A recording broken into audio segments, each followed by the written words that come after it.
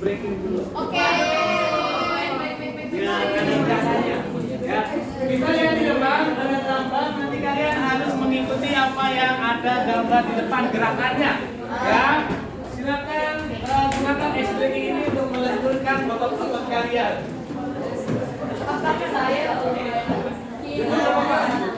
Oke, silakan.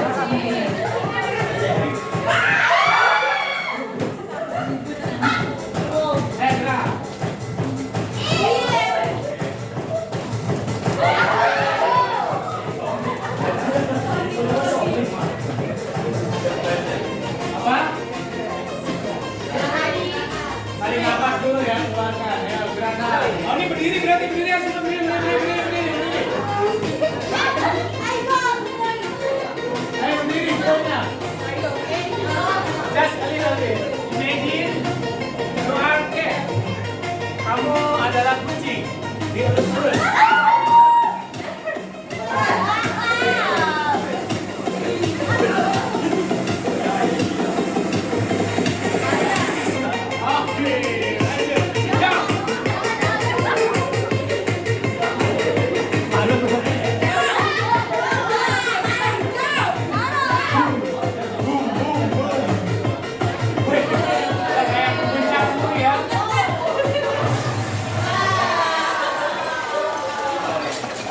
Sudah selesai?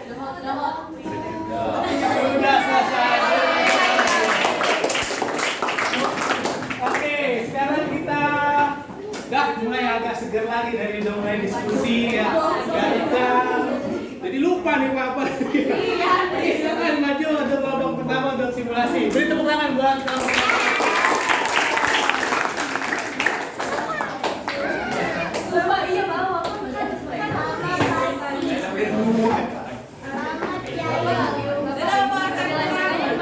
Ada bagian belakang di halaman belakang.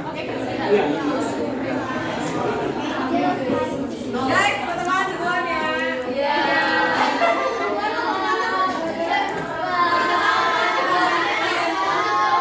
Makasih. Kita tolong siapa yang promotan.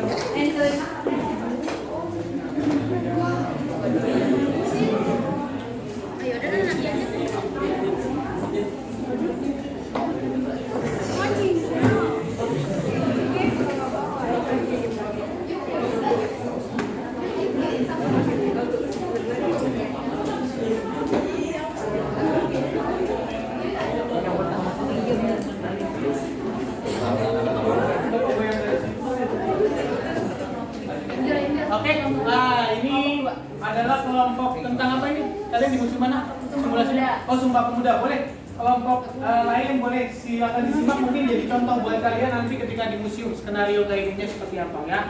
Silakan dimulai. Boleh. Oke, dadah. Halo, good morning. Hi, good morning. Oke, about this diorama. Welcome to the Youth Congress to Diorama. Okay, let's see together.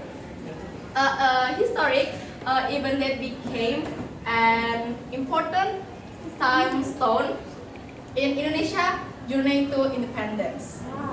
Yeah, this diorama show the situation during the second Youth Congress event held on October 27 to 28, 1928 with 3 sessions. The third sessions took place at Kramat 106 boarding house, which is now the Youth Pledge Museum. In these sessions, this famous Youth Pledge or Sumpah Pemuda was born. Okay, look at the expression and attitude for the figure in this diorama. They are discussing seriously, showing of spirit the unity, and putting aside different of tribe, language, nature, and for one big goal and independence Indonesia. Yes. Okay, so now let's look closely to the figures in Sumpah Pemuda diorama. First, from the Congress table in front of the audience, there's Sugondo Jojo Puspito, who served as the chairman in Sumpah Pemuda. So it was under his leadership that the Sumpah Pemuda was officially declared. And the second person is Joko Marsaid, the vice chairman, and he usually took a seat beside the Sugondo Jojo Puspito. And the third person is Muhammad Yamin. He was the one who drafted the text of the Sumpah Pemuda. And his literary and legal expertise was crucial in formulating the powerful declaration words that bound to the young to become together. And the fourth person is Amir Sarifuddin. He served as the treasurer of the Sumpah Pemuda. And another important figures or the audience here are Wage Rudolf Supratman. He was the first person who played Indonesia Raya with his violin. And the young organization from many areas such as Jong Java, Jong Sumatran Bon, Jong Bataks Bon, Jong Celebes, Pemuda Kaum Betawi, and Sekar Rukun. They are witness and participant in Sumpah Pemuda. Wow. That's Any question? Okay. Sorry, actually I don't want to ask, but I want you to repeat about Amir Syarifuddin. Yes, Amir Syarifuddin contribution in Sumpah Pemuda. Okay. He served as the treasurer of the Congress. Okay, I see. Thank you. Yes. any more? Okay. Who was the chairman of the Congress? Okay. Sugondo Jojo Puspito was the chairman. Oh, he's German? Yes. Last question. I'm not really understand about what role did Muhammad Yamin play in Congress and why was it significant? Can you tell me again? Okay, his role was significant because the Sumpah Pemuda became a powerful declaration that united young people. And Sumpah Pemuda is proclaimed 3 principles: one homeland, one nation, and one language, which is all of Indonesia. Okay. Thank you. Okay. Thank you for coming this museum. We will hope we will meet again. Thank you. Oke, terima buat kelompok yang pertama maju. Oke, silakan duduk kembali. Ya. Selanjutnya langsung kelompok 2 ya. Nanti kita akan bahas bersama-sama hasil refleksi kita bersama untuk yang maju ke depan ya. Silakan kelompok 2 boleh. Beri tepuk tangan buat kelompok. Boleh minta bantuannya untuk kelompok yang kedua. Siapa yang mengumpulkan?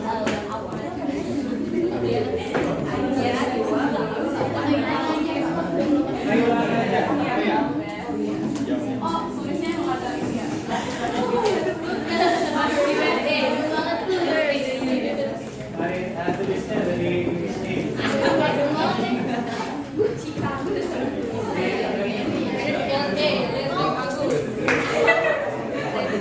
Oke, kita saksikan bersama simulasi guiding dari kelompok di museum apa ini?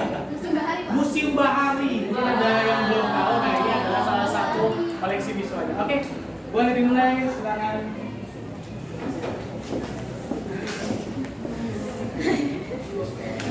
Hello, good day everyone. Welcome to the traditional boat section of Museum Bahari. My name is Aisyah Ramadhani and I will be your tour guide for today. Now, I would like to draw your attention to this piece right here. It is one of the most fascinating, however often overlooked part when it's called Bakal Jukung. Now, you might see this and think, what's so special about it? It's just a long, hollow pole. And to that I have to answer, this is the beginning form of a boat. Bakal in Indonesian means the future form of something or to become, while Jukung is a name of traditional canoe often used in South Kalimantan and other parts of Indonesia.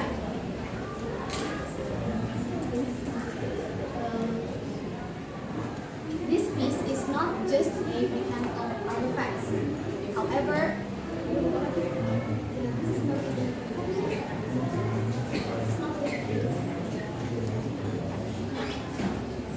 in many local communities, boat making is passed down generations and generations. So this is not just a boat, but also a traditional heritage. Now, before I continue, do you want to ask any questions? Oh, that's so interesting. The shape looks so different from the ones I usually see. How was it made? I'm curious because this shape is so unique, and how do they build something like this? I'm glad you asked. So you see, this piece is not a finished product. This is just bakal, or just the beginning of the product. So this process can take weeks, if not months. Firstly, the people who made this look for good ulin. Or do you guys know ulin? No, I didn't know. It is also called as Bornean ironwood. So they select the best piece that is best in water, and then they hollowed out the middle like this with traditional tools. This stage is called bakal jukung. In this stage, the boat is not yet seaworthy. If they want to finish it, the boat builders usually heat, shape, and hollow out the middle even more. Sometimes they add side planks and paint the side with traditional motifs. Wow, that's such a long and careful process, right? Yeah, absolutely. I can imagine it must take a lot of skill and patience. And do young people today still build bakal jukung in traditional way? Good question. Well, as I explained earlier, this boat making technique is passed down to generations and generations and generations. In some villages, it is still practiced until this day. However, maybe the traditional techniques is often paired with more modern tools. However, it is still practiced until today. That's why I say this boat is not just a boat. It is a cultural heritage. So it's not just building a boat, but it's creating a books, creating a craft of books, right? Precisely. So, you see, what's interesting about this boat is that it is one of the oldest boat ever made in mankind. It's amazing. Any more questions? I think that's enough. Okay, that is all the information for this amazing part of artifacts, which is Bakal Suku. If there are any more, there aren't any more questions, I'm guessing this is all. We can move on to the next artifact. Wait, can we take a picture? Sure.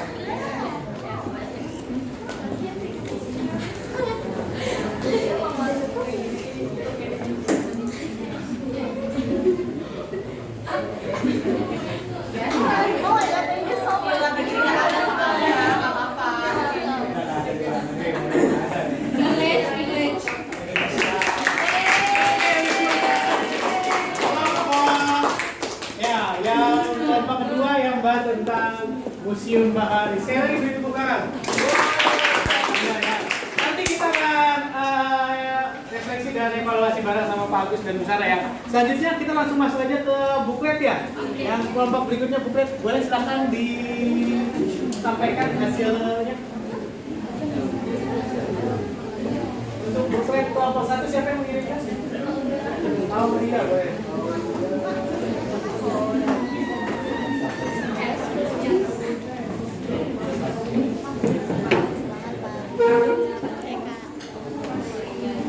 Thank you.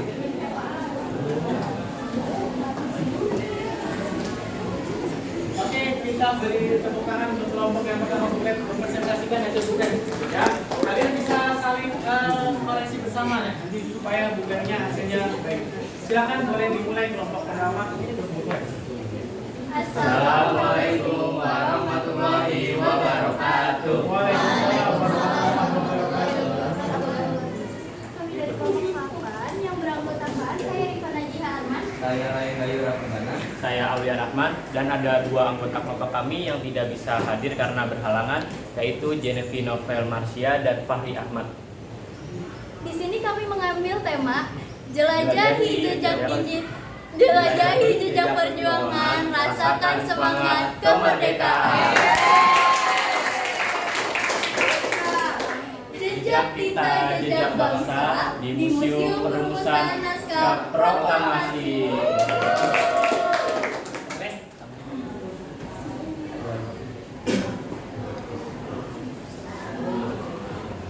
Di Museum Perumusan Naskah Proklamasi yang menjadi saksi kemerdekaan Indonesia, yang dimana Insinyur Soekarno, Dr. Andes Muhammad Hatta, dan Ahmad Subarjo menyusun perumusan naskah proklamasi. Di sini kita tidak hanya mengambil nilai edukasi sejarah, tetapi kita mengambil nilai pengalaman unik yang dimana kita bisa melihat langsung ruang ketik, ruang perumusan naskah proklamasi, lalu ada dokumen aslinya, ada foto dan diorama lain yang menggambarkan malam bersejarah pada tanggal 16 Agustus 1945. Di museum ini beralokasikan di Jalan Imam Bonjol nomor 1 Jakarta Pusat, dan museum ini diresmikan pada tanggal 24 November 1994. Baik, untuk di sini ada beberapa contoh gambar Museum Perumusan Naskah Proklamasi. Yang pertama di sini ada gambar Rumah Laksana Maida yang dimana sekarang menjadi Museum Perumusan Naskah Proklamasi, dan di sini ada contoh gambar ruangan rumah perumusan naskah proklamasi, dan di sini ada Sayute Melik yang mengetik, ini ruang ketik yang mengetik naskah proklamasi. Lalu di sini ada ruang rapat di mana ada Insinyur Soekarno, Muhammad Hatta dan Ahmad Subarjo untuk perumusan naskah proklamasi. Informasi penting untuk waktu operasional di Museum Naskah Proklamasi untuk di hari Selasa sampai Minggu buka pukul 8 pagi sampai jam 16 sore waktu Indonesia bagian Barat. Untuk di hari Jumat buka pukul 8 pagi sampai jam 16.30 sore waktu Indonesia bagian Barat, dan tutup di hari Senin dan di hari libur nasional. untuk harga tiket masuk. Untuk harga tiket pelajar itu harganya Rp5.000 dan wajib menunjukkan kartu pelajar. Untuk harga dewasa itu harganya Rp25.000 dan untuk wisatawan asing harga tiketnya itu adalah Rp50.000 dan gratis untuk lansia di atas usia umur 60 tahun dan anak di bawah usia 5 tahun. Informasi tambahan bahwa pembayaran tiket masuk ini tidak bisa menggunakan uang tunai atau cash. Untuk selanjutnya ada fasilitas. Museum ini menyediakan beberapa fasilitas yang bisa pengunjung gunakan, yaitu contohnya di sini ada perpustakaan, ruang pameran, diorama, dan multimedia interaktif. Lalu ada toilet dan musola bagi pengunjung yang ingin beribadah. Lalu untuk pengunjung yang menggunakan kendaraan pribadi bisa memarkirkan kendaraannya di area parkir. Sekian presentasi dari kami. Kurang lebihnya mohon maaf. Wassalamualaikum warahmatullahi wabarakatuh. Waalaikumsalam warahmatullahi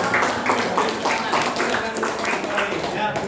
Oke, itu tadi tentang museum naskah proklamasi. Selanjutnya kita masuk ke yang presentasi simulasi untuk yang kedua. Boleh untuk yang kedua, silakan boleh maju. Siapa yang mau tadi? Siapa?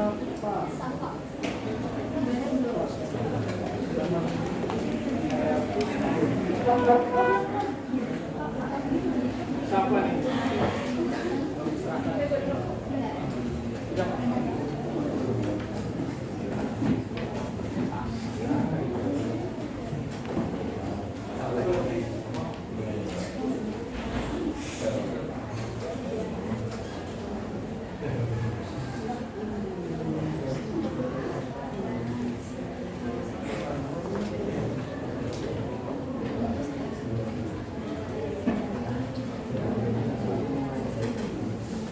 Boleh? Silakan Ibu. Jadi tepuk tangan buat kelompok 2.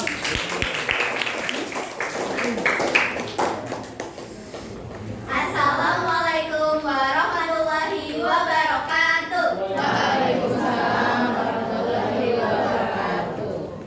Halo semuanya, selamat pagi. Jadi di sini kami akan menjelaskan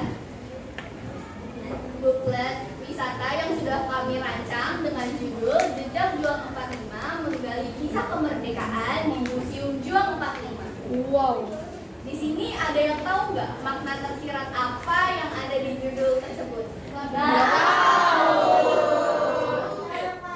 Nah, di sini aku akan kasih tahu makna tersirat apa yang ada di dalam judul tersebut.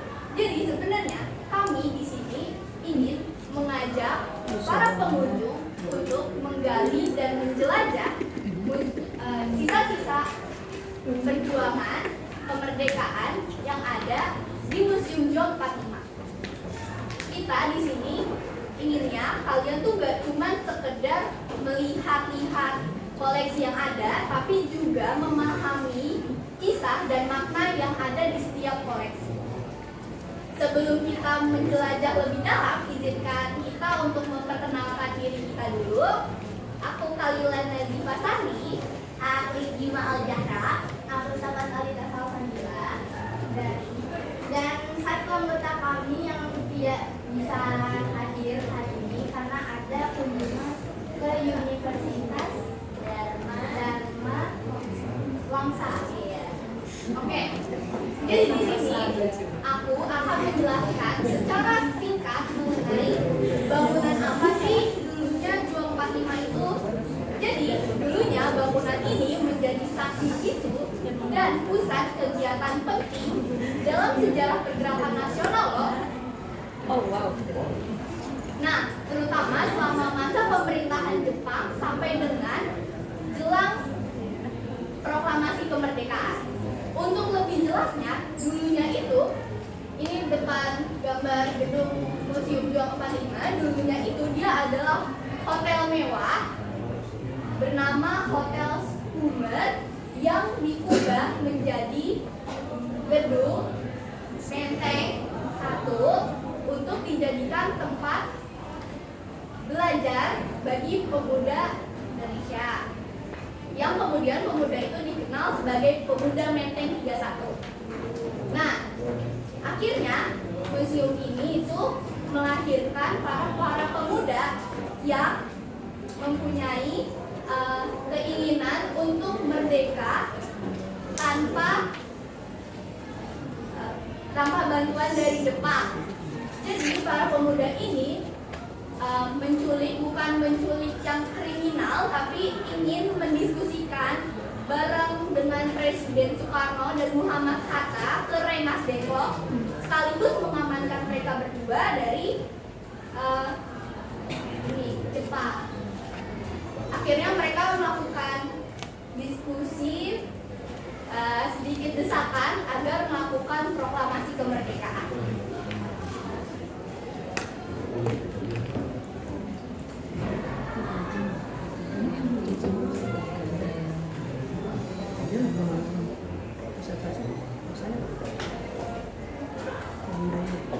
Di sini ada highlight destinasi.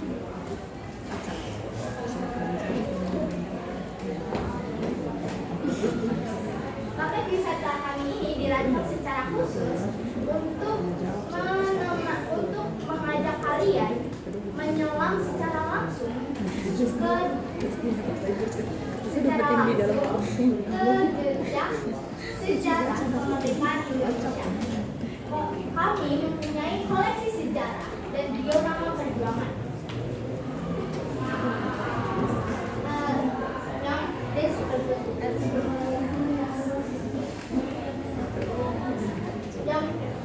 Highlight destinasi yang pertama, kita mempunyai koleksi sejarah dan diorama perjuangan.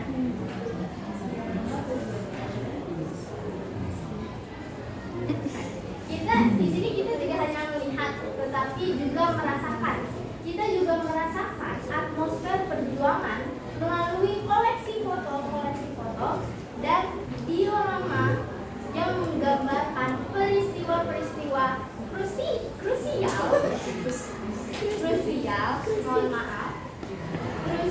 menjelang kemerdekaan Indonesia. Ini merupakan kesempatan langka untuk melihat koleksi dan arsip yang otentik, juga surat-surat dari para tokoh bangsa. Nah, highlight destinasi yang kedua, kita juga memiliki mobil kepresidenan yang bersejarah. Di sini terdapat kehadiran dari mobil dinas dari Presiden Soekarno dan juga wakil presiden, yaitu Muhammad Hatta. Nanti kita akan berdiri di depan saksi bisu yang menjadi saksi dalam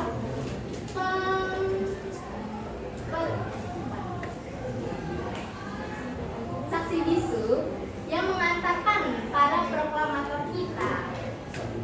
Selanjutnya kita ada target audiens. Paket wisata kami ini dirancang agar dapat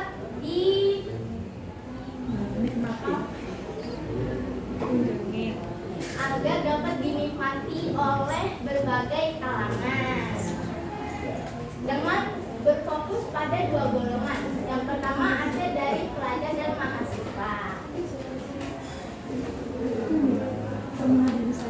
Kami ingin memberikan fasilitas pengalaman belajar yang interaktif dan berkesan, jauh dari teks buku. Paket ini dibuat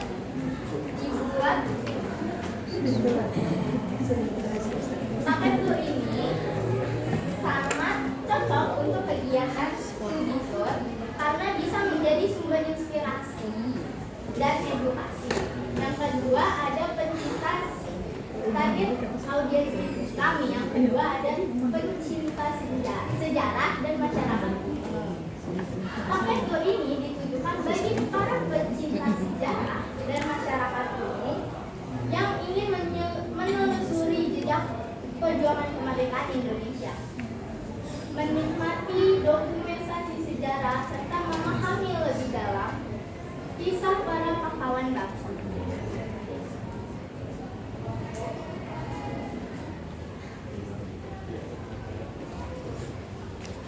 Baik, selanjutnya saya akan menjelaskan di poin tambahan. Di sini kami memiliki profesional pemandu untuk menemani Anda selama berada di museum seperti itu. Selanjutnya kami menawarkan harga yang ramah, kemudian harga yang ramah kepada wisatawan, terutama pada pelajar. Selanjutnya kami juga menyediakan fasilitas untuk kenyamanan wisatawan. Selanjutnya di sini kami menyertakan rute perjalanan agar teman-teman semua yang ingin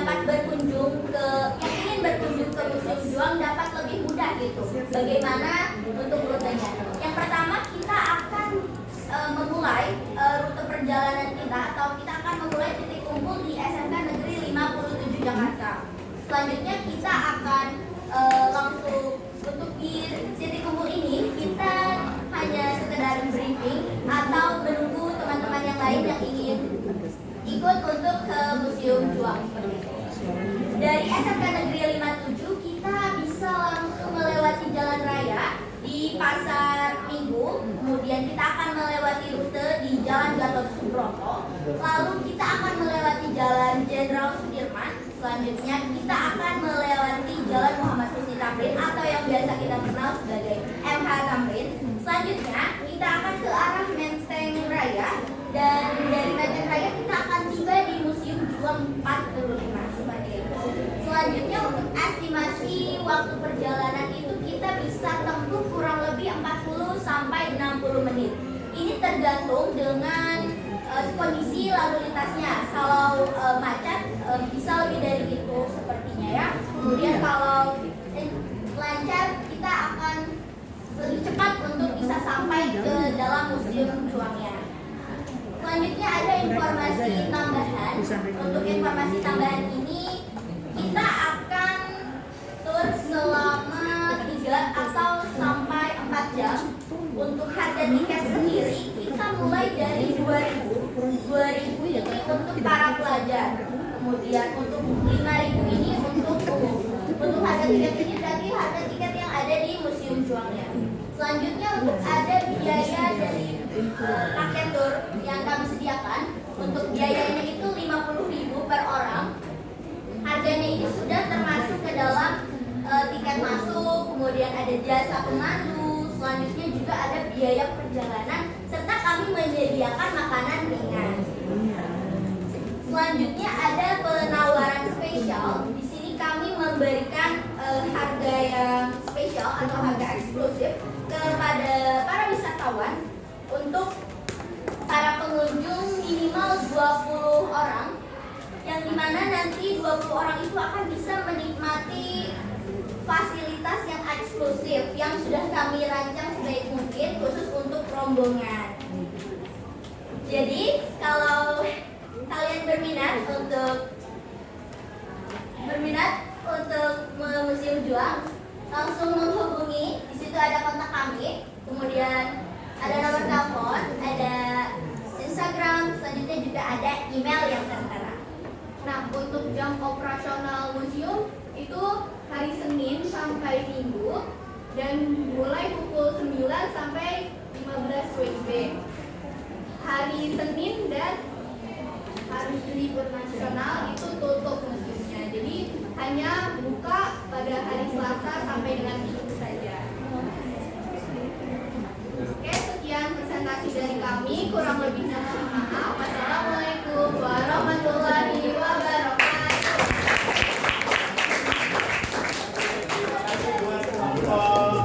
Yang nantinya akan mengunjungi Museum Juang 45. Oke, setelah ini silakan komentarnya dari kelompok 3 yang guiding tadi untuk kelompok 1 apa? Silakan salah satu aja yang menyampaikan hasil refleksi atau evaluasi kalian buat kelompok 1 yang tampil guiding. Oke, bagus apa?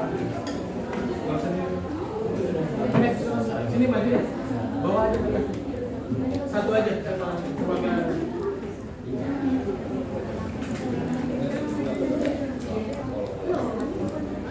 Oke, ini adalah evaluasi. Mungkin tadi kalian melihat juga guiding yang pertama. Ini maksudnya dari kelompok berapa? Kelompok 5.